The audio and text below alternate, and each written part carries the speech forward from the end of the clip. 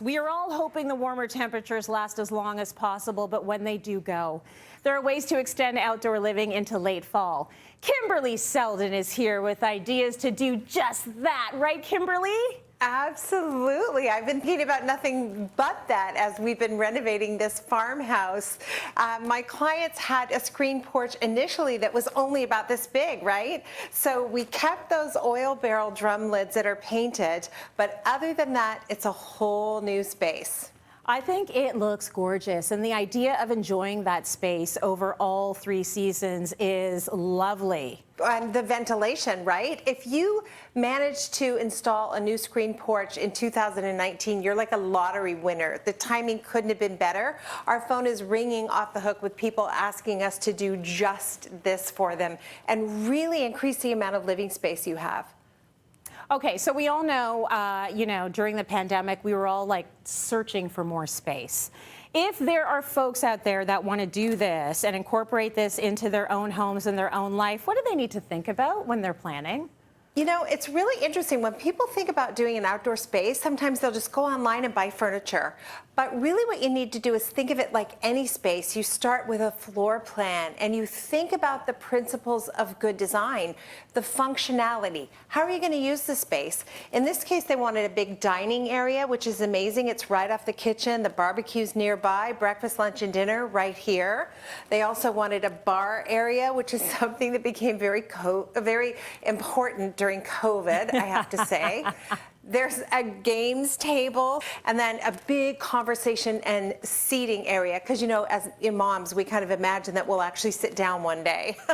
Look at the size of that sofa. That is gorgeous. It's pretty big. You know, it really is designed to last, and it's a conversation, but it's also the perfect place to take a nap. And when you're thinking about an outdoor sofa, of course, we've got a teak frame, so that's year round.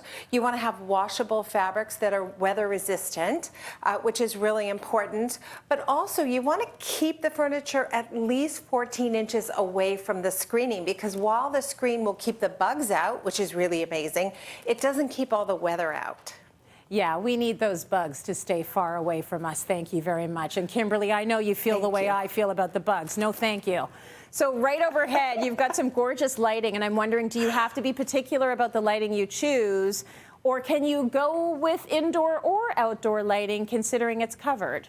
Oh, you're hitting all of our safety questions today. Yeah, the light fixtures look like they're 3-4 feet away from the screen.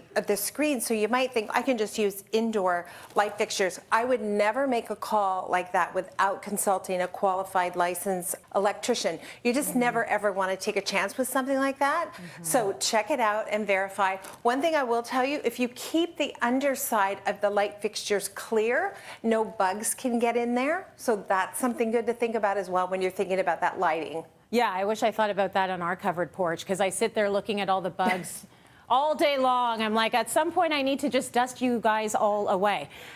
Talk to me about the money, honey. Is installing a porch like the one you have, is this expensive?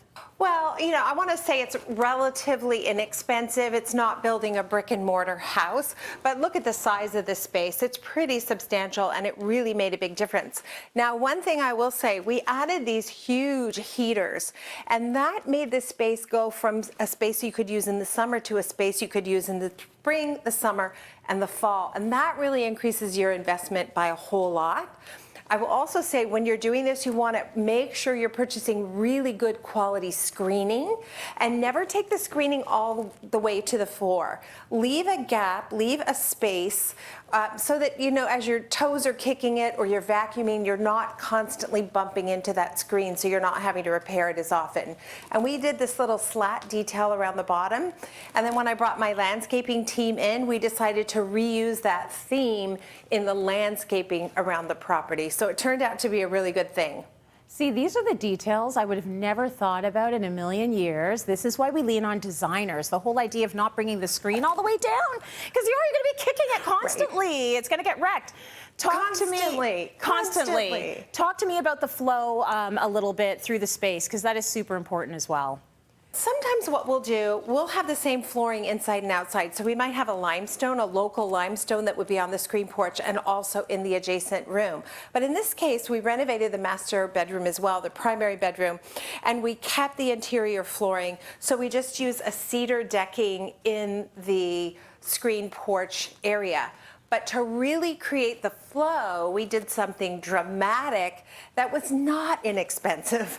We removed an entire wall. It just created this huge expansive view, and that really was the best thing you could possibly do for flow. And then just continued the aesthetic inside, outside. You know what I would do? I would wake up in that bed and I would run through those screen doors and then run through the outside and cannonball into the pool.